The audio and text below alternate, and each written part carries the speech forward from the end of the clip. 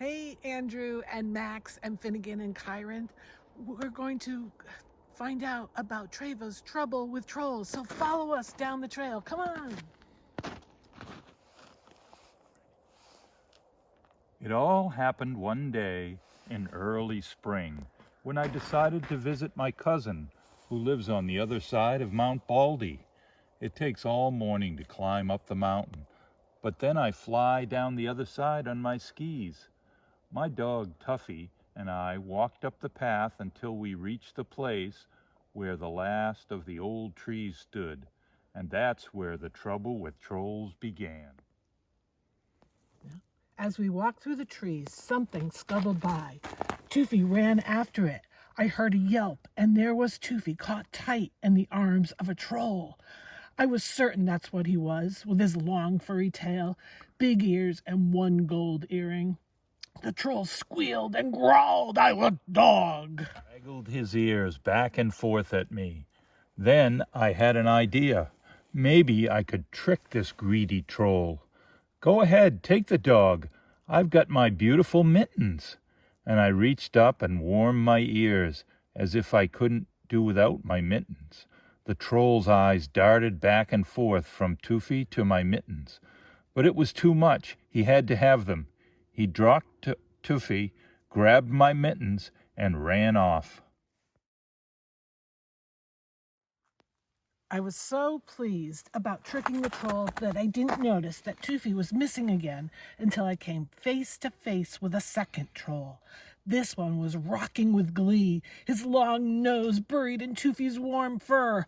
I got dog, he boasted.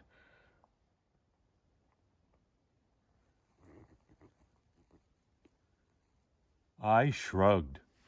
Oh, you can have the dog, I said. Just don't take my favorite pom-pom hat. I fluffed it up and dusted my nose with it. The troll's eyes lit up. He snatched the hat and scurried away as fast as he could.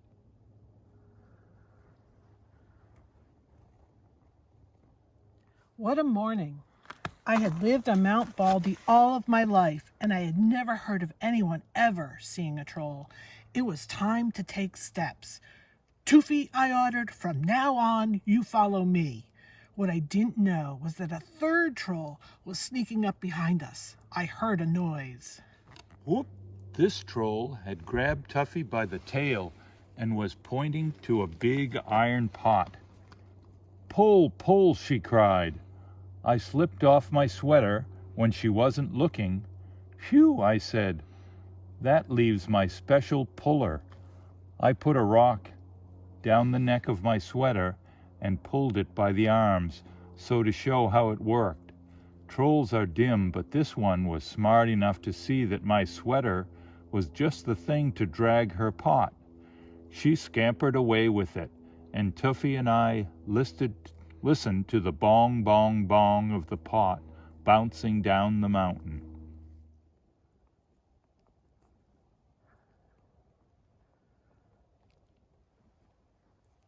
Now we could see the top of Mount Baldy. What a relief. What we didn't know was that we were walking toward double trouble.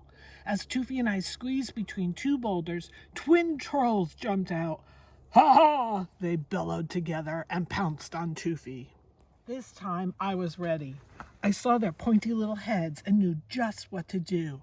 Off came my boots. I dangled them in the air. Imagine wanting a dog and ignoring these. Instantly, the twin trolls dropped Toofy and leaped for my boots.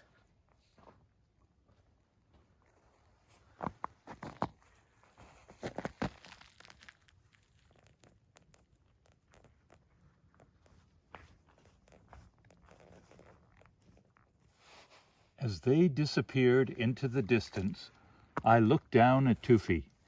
The top of the mountain was close. I'm not taking any chances. I'm going to carry you the rest of the way. Each step was harder. I held Toofy tightly and kept going. When we reached the top, all 5 trolls were waiting.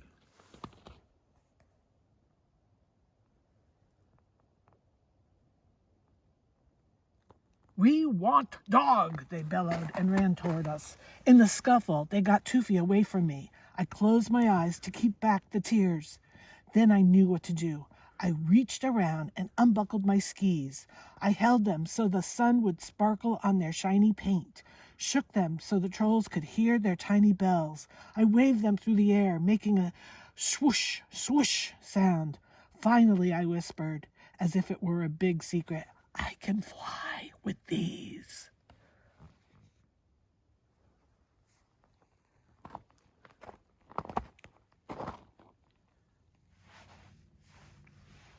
Fly, the trolls roared. How fly?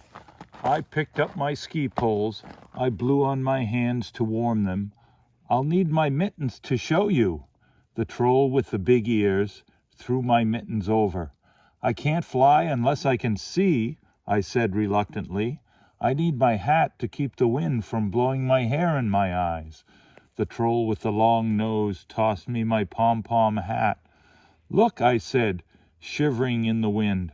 Flying is easy, but I can't do it without my sweater, and that's final. The other trolls stared at the troll with my sweater. She hesitated, but then gave it to me. I put it on and positioned my skis on the snow. But even the trolls could see that my feet wouldn't fit into the bindings. I really need those boots, I said reassuringly to the twins. Had everything back. My mittens, my hat, my sweater, my boots. I stood at the top of Mount Baldy, ready to go. I held a piece of yarn high in the air to test the wind for flying. It was too much for these greedy trolls.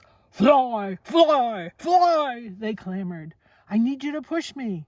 "Can't push," they cried. "Hold dog." "Okay," I said, sighing. "I'll hold the dog."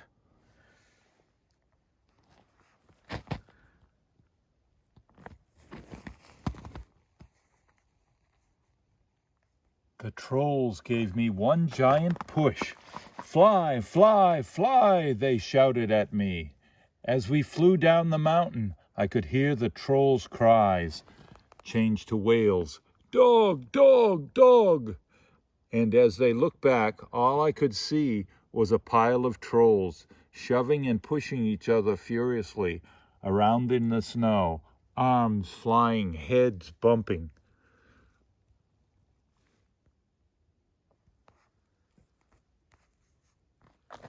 So you can start here and come down.